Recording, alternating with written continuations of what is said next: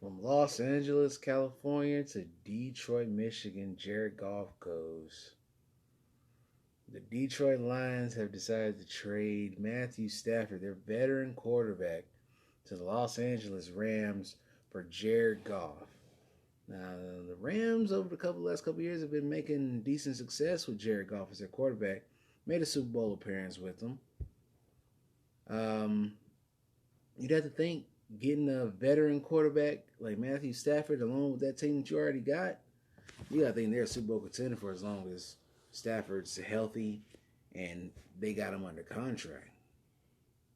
I don't know, man. Like that division stacked as is. Stafford's health is going to be an issue. See how he holds up. I mean, like I say, talk about the Lions, man. What they got?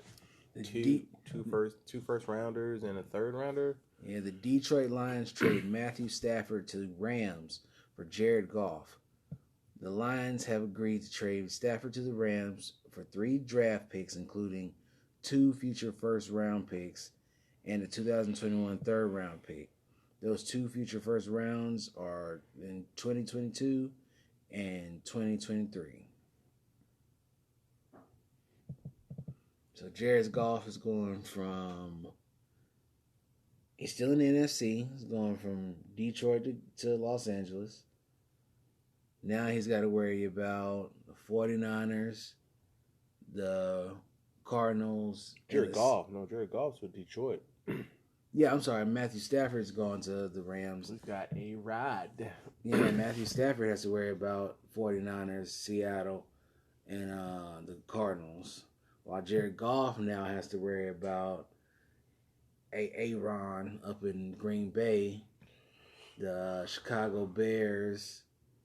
Trubisky, whether or not they keep him, I don't know. Maybe it's going to be Foles, Trubisky, whoever they keep. And then you got Kirk Cousins up in Minnesota.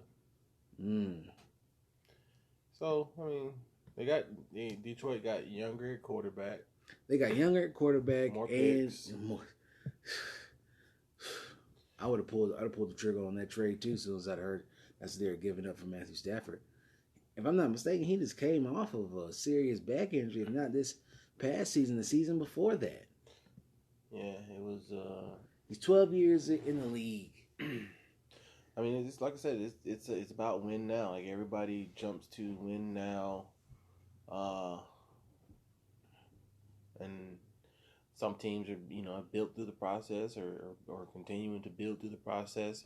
The Bills are on right there on the cusp. The Browns are up and coming. Cincinnati, once they get healthy, fully healthy, Burrow down there is going to be. They still got a couple years to build around Burrow. But they're on the trajectory, the trend up. What's your boy Lamar gonna do? Lamar Jackson. Yeah. I mean, what can he do besides go through another off season, try to get better, and try to figure out how to get this team over the hump in the AFC title game, and hopefully over that hump as well, and then get into the Super Bowl. But like I say, they're gonna have some changes on that team. I think a receiver would do great to help them out. All right, so back to Goff and Stafford. Clearly, Stafford got the better end of that deal, going to a already playoff and Super Bowl contender, whereas Goff is going to a team that is completely in the rebuilding stage. Detroit got away with, I feel, it was a bit of something close to highway robbery. You think that's robbery? Like, if they can get 2 firsts and a third for Stafford, like, what will Deshaun ultimately yield once that deal goes through? If it goes through, hopefully it's not a long drawn out thing. It could probably go all the way right on into draft night, probably, because he's saying right now, like I'm hearing, he's saying he is not afraid to sit out, and the boys nowadays, they will sit out in a heartbeat and really won't, they really won't. I just see the article said Deshaun He's not. The Jets aren't his number one anymore. There's a few teams that he would be interested in being traded to. I haven't seen that list yet, but you just think that the Jets are still ranking up high. If you being a GM, you're a Carolina Panthers fan. Say hypothetically speaking, you're the GM, and what are you willing to give up to get Deshaun Watson? What type of trade package would you package up to get Deshaun? It's tough. What's their asking price? 2 firsts, 2 seconds, young defensive players as well. I think so. At least a 2 first, 2 second. With us, I don't want to do. I don't want to be like everybody else and try to mortgage all kinds of parts of the future to get a team that's supposed to be able to win now. But like, you think in the event Brady, win or lose this Sunday, in the event Brady does come back, so we'll have Brady. Not sure what's going to happen in New Orleans. Probably, let's assume Jameis Winston.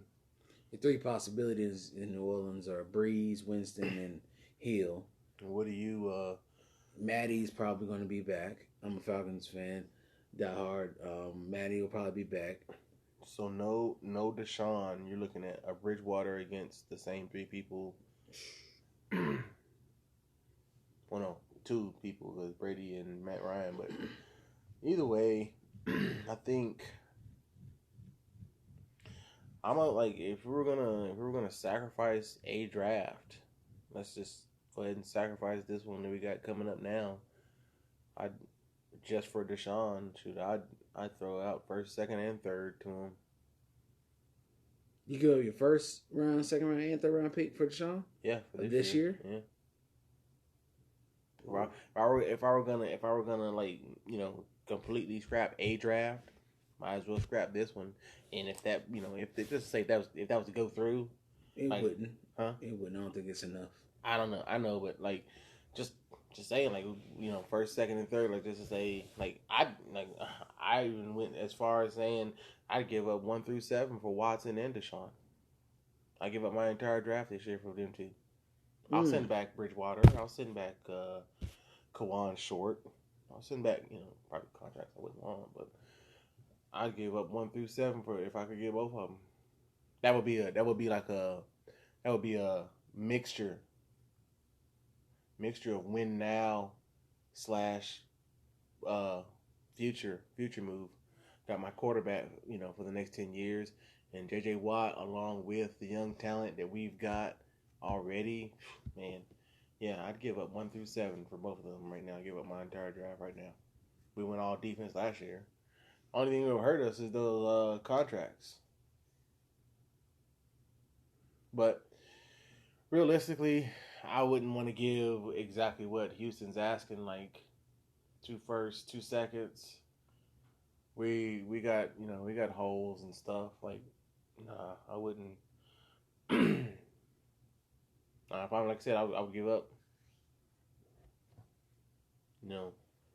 You get all the way, really deep into the draft or really close to the draft, and no one's made a deal for him yet, and you gotta keep in mind, hopefully he doesn't sit out on you. Worst case scenario, he sits out on you. Who do you have? Best case scenario, you trade him and get exactly what you want. Second best case scenario, we sweep everything all under the rug, and he comes back to Houston like nothing ever happened. But that's not gonna happen. That would be their second best scenario, because their best one would be if get exactly what you want, and that's 2 firsts, 2 seconds. I think a third. I seen one. What I seen something? I seen something somewhere. They're should Washington give up Chase Young and then some picks? No. Along with some picks to get Watson. No, that's insane. I like that Heineke kid that came to play for them toward the end of the season. I mean, I'm trying to think on. I'm not willing. Brian Burns stays. Like, just not willing to give up the defensive players to get them. Like, Watt. I don't know who's gonna be traded next, but Watt is wanting. I don't know if he's wanting out or whatever the case may be. I don't know if his contract is up or if he just wants out. I wouldn't doubt if he just wants out. I wouldn't blame him. Let's move forward. Let's talk about the bigger topic of discussion when it comes to the NFL. This Sunday, February 7th, 2021, the Buccaneers of Tampa Bay take on the Chiefs of Kansas City. Super Bowl. Patty Mahomes versus the GOAT. Tom Brady. Who do you have winning this? I'm going back and forth for the longest, man. I get the Pat Mahomes argument, but Brady at home, it's just, I don't know, it is primed for the old GOAT to teach the young lions some lessons. They've gone at it on the AFC side anyway. He barely. I mean, it was an overtime win. Barely got by Mahomes. New England. It was an overtime win, but it's a totally different team though now. Yeah, totally different team. I mean, better like I said, defense, arguably it's a who's Brady. Who. Like, it's stacked with names out there. I mean, it's both sides. Like for Tampa, Antonio Brown is your third best receiver. So like to say that, still got Gronk. Don't forget him. Like, I think it's gonna be a game of the tight ends. I think Kelsey and Gronk are both gonna have big games, and they're gonna be huge deciding factors as far as the final decision of this game. I see, honestly, I'll say I see both of them with 2 receiving touchdowns apiece. Yeah, not sure what the over/under is. I know that line changes as we get closer to it, but I didn't even see what the initial over/under line was. So, but I just assume it's going to be a high-scoring game anyway, as is. Yeah, you got Mike Evans and Godwin and them, and for Brady, he's got Mike Evans, Godwin, Antonio Brown, Gronk to decide as far as throwing the ball. Out the backfield, he's got Leonard Fournette. What's your boy? Was it Jones? Rojo. Yeah, Rojo. On the defensive side of the ball for Tampa, they've got. They're pretty nice as far as defensive side. You got the Dominican Sue, Jason Paul-Pierre, Jason Levante David, they're Winfield Jr. Any on there? Yeah, he'll be healthy and able to play. They're pretty stacked on the defensive side. Then you got Kansas City. You got Patty being able to throw the ball to Miko Harmon. Watkins is supposed to be healthy. Tyreek Hill, Kelsey, Travis Kelsey. Then in the backfield, you got, I'm assuming Edwards-Helaire is going to be. Talking about names, like I know he hadn't done much, but Le'Veon Bell, like one game. Can you give me Le'Veon Bell for one old Le'Veon Bell for one game? Yeah. We're talking about that block reading, patient foot running back, just gone. Like, give me that for one game on the best offense in the league. Again, another name who's who. This is stacked. I mean, it's stacked with names, stacked with guys, stacked with. At one point or another, these guys were the cream of the crop at their position. Kansas City on the defensive side. I'm gonna be honest with you, on the defensive side, outside of Honey Badger, I can't remember if I can rattle off any other names besides Honey Badger. But either way, their defense keeps them in games enough for Patty to do his thing. And Also, I mean, when your offense, I don't know what their average was this year, but when your offense can easily put up 28 points, I'm pretty sure their ranking was high. You can let people. I mean, people scoring on you 24, 27, still doesn't get the job done against you. Like, I don't know. Like I said, I don't know what their average was this year, defensive wise, but when you got an offense that can drop 28 points, it's not. You still got an opposing team that can put up 27 and still lose. Defense still may not be that great. So who you got? Okay. You ain't got to give me a point prediction, but who do you think is gonna win? Give me Tampa. He gets it done at home, man. He figures out something. He's at home. He figures something out. Like, I mean, not much to figure out. Run the clock. Keep Mahomes off the field. That's what I would do. Like, ideally you want to get the lead, kick off, get the ball back, get a bigger lead, continue to run the clock out, shorten the game and get it over, because they are built to be down by 4 scores, and it's just you're just not safe until it's over with. If Brady gets a chance to manage the clock like we know Brady can do, then yeah, I'm gonna say Tampa. But for some reason, my gut is telling me that the new kid on the block. Everybody I talk to says Mahomes, and I get the argument. I'm not against that argument. Yeah, I see it happening in two ways. One will be Patty Mahomes drives him down the field on a late drive just to win the game the very last seconds, and he gets it done. Or two, the Kansas City Chiefs being up just by like 2 points, and then Kansas City Chiefs being up by 2 points, and Tampa's driving down the field, and then for some reason Brady makes a mistake, throws an interception. Whoever gets the ball last, depending on the score, whoever gets the ball last, could be looking at, like, I mean, it depends on the situation. Like, I feel pretty comfortable being down by 3 with Brady having the ball. I mean, kicker has to do his thing, but Brady putting the team in position for a 3, I feel comfortable about that. Obviously, that'd be easier than putting the team in position for a go-ahead touchdown. So depending on the score, you definitely want to. If you got to get down there quick, fast, and in a hurry, you want it's got to be Mahomes, I think.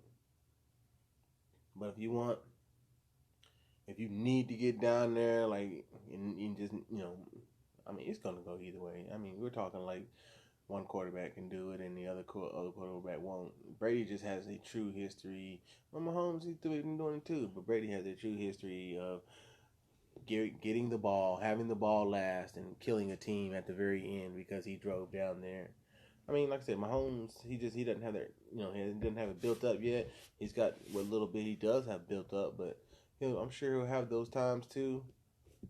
I'm gonna go Brady, man. I think I'm gonna go Brady. Go Brady. So B's got Brady. I've got Patty. We'll see what goes down Sunday, February 7th, 2021. Everybody's going to be tuned in. I know I will be, wherever I'm at. This is the J1S Boys Podcast. Deuces.